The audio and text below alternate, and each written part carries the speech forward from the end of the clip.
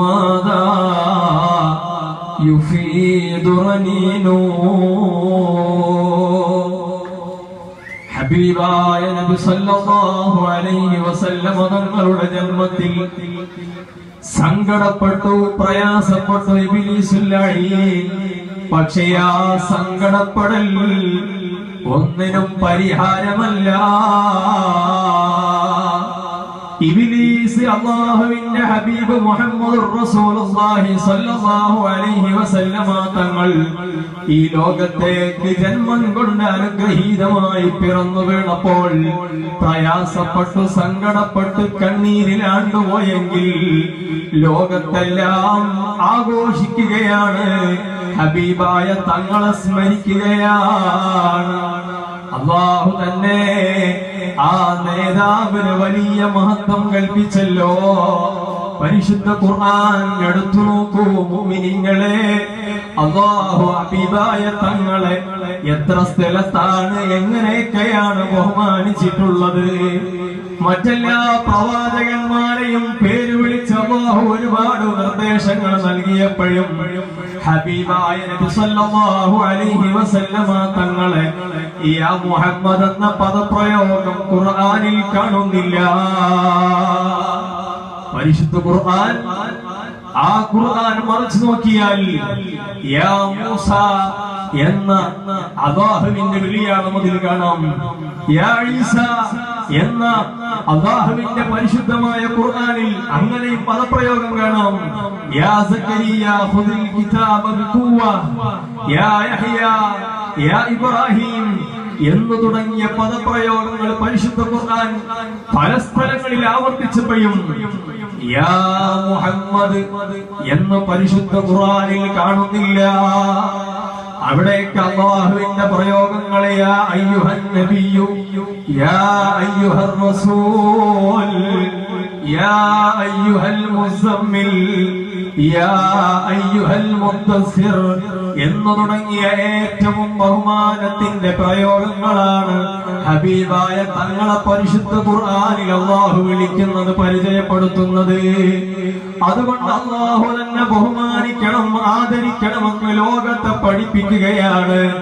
ആ ഖുർആനിന്റെ അധ്യാപനങ്ങൾ മനസ്സിലാക്കിയ ലോകത്തെ മുഴുവൻ മുഅ്മിനീങ്ങളും നബി സല്ലല്ലാഹു അലൈഹി വസല്ലം തങ്ങളെ എല്ലാ സമയത്തും അവിടുന്ന് പ്രകീർത്തിക്കുകയാണ്. സ്വഹാബിമാരുടെ കാലത്ത് തന്നെ നബി സല്ലല്ലാഹു അലൈഹി വസല്ലം തങ്ങളുടെ മദ്ഹ് പാടി എത്ര സ്വഹാബികളെ കാണാം. മഹാനായ കഅബ് റളിയല്ലാഹു തആല അൻഹു ബാനത്തു സുആദ പാടിയല്ലോ. നബി തങ്ങൾ അവിടുത്തെ തോളിലിരുന്ന ഷാള് സമ്മാനമായി കൊടുത്തു മഹാനായ കഅബ് റളിയല്ലാഹു തആല അൻഹു. ഹസ്സാൻ ഇബ്നു സാബിത്തിനെ അറിയാം. നബി സല്ലല്ലാഹു അലൈഹി വസല്ലം തങ്ങളെ ഇത്ര പുകഴ്ത്തിയ സ്വഹാബി മറ്റാരുണ്ട്?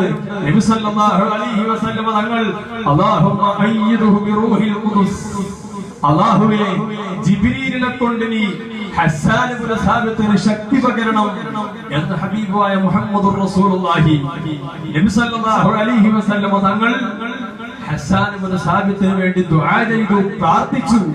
നബി തങ്ങളെ മദ്ഹ് വല്ലാതെ പാടിയതുകൊണ്ട് മഹാനായ ഹസ്സാൻ ഇബ്നു സാബിത്ത് എത്രയാണ് പാടിയത്? ലഹു ഹിമമുൻ ലാ മുൻതഹാ ലി കിബാരിഹാ വഹിമ്മതുഹു الصغرى أجل من الدهر.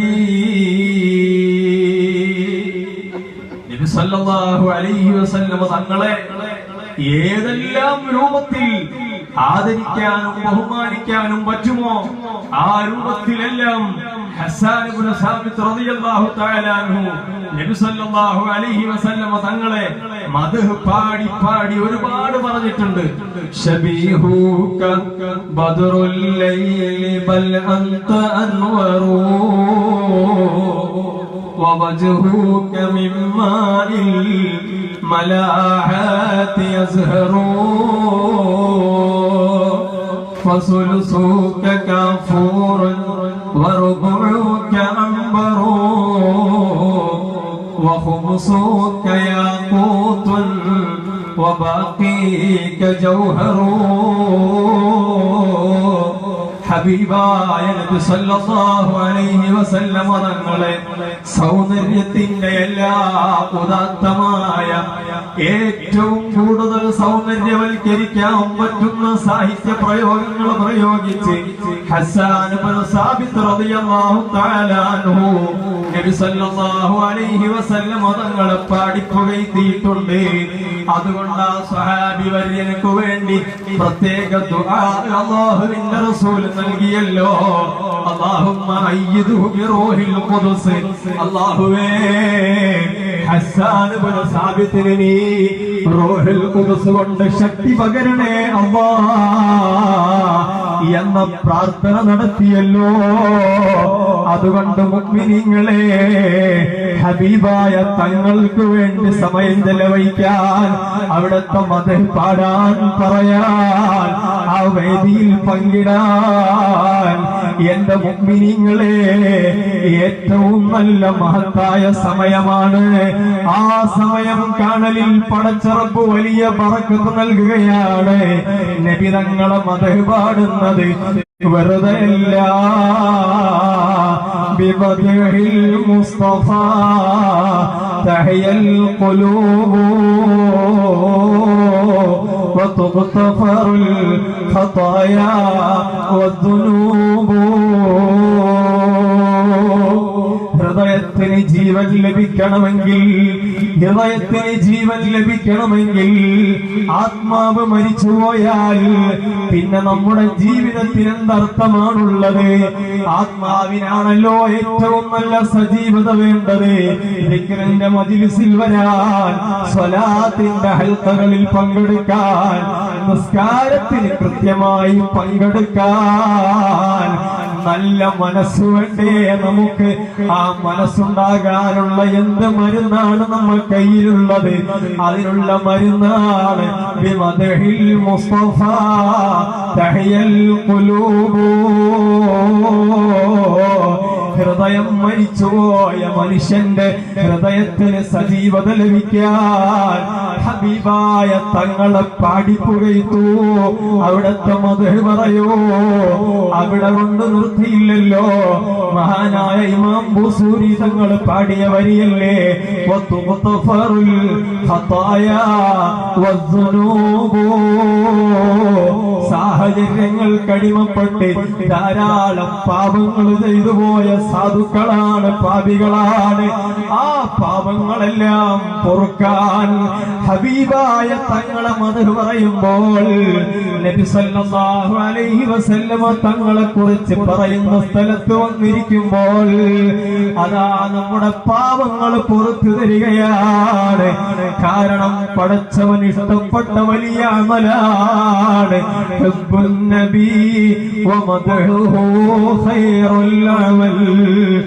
ഏറ്റവും കൂടുതൽ പ്രതീക്ഷിക്കാൻ പറ്റുന്ന അമൽ, അല്ലാഹുവിന്റെ അടുത്ത് നിന്ന് സ്വീകാര്യത പ്രതീക്ഷിക്കാൻ പറ്റിയ അമൽ, അത് അല്ലാഹുവിന്റെ ഹബീബിന്റെ മേൽ ചൊല്ലുന്ന സ്വലാത്താണ്. അവിടുത്തെ മേൽ ചൊല്ലുന്ന എല്ലാ അവദാനങ്ങളുമാണ്. നമ്മൾ ഇശാ നിസ്കരിച്ചു, മഗ്രിബ് നിസ്കരിച്ചു, പക്ഷേ ആ നിസ്കാരങ്ങൾ പടച്ച റബ്ബ് സ്വീകരിച്ചോ നമുക്കറിയില്ല. നിസ്കാരങ്ങൾ കൃത്യമായി എത്ര ഖുശൂഅോടെ നിസ്കരിച്ചാലും അല്ലാഹുവിന്റെ അടുക്കൽ സ്വീകാര്യതയുണ്ടോ അറിയില്ല. നോമ്പെടുക്കുന്നു, സക്കാത്ത് നൽകുന്നു, ബാക്കി ഒരുപാട് സൽക്കർമ്മങ്ങൾ ചെയ്യുന്നു, സ്വീകാര്യത ഉണ്ടോ അറിയില്ല.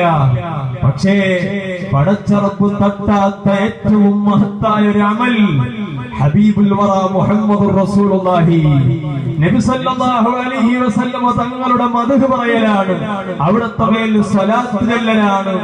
അദ്മിസ് സ്വലാത്ത് അലൽ ഹബീബി മുഹമ്മദി വഖബൂലുഹാ ഹത്മൻ ബിദൂനി തറദ്ദുദി. നബി സല്ലല്ലാഹു അലൈഹി വസല്ലം തങ്ങളുടെ മേൽ ധാരാളം സ്വലാത്തുകൾ ചൊല്ലുക. ആ സ്വലാത്തുകൾ പടച്ച റബ്ബ് സ്വീകരിക്കാതിരിക്കൂല. വഖബൂലുഹാ ഹത്മൻ ബിദൂനി തറദ്ദുദി.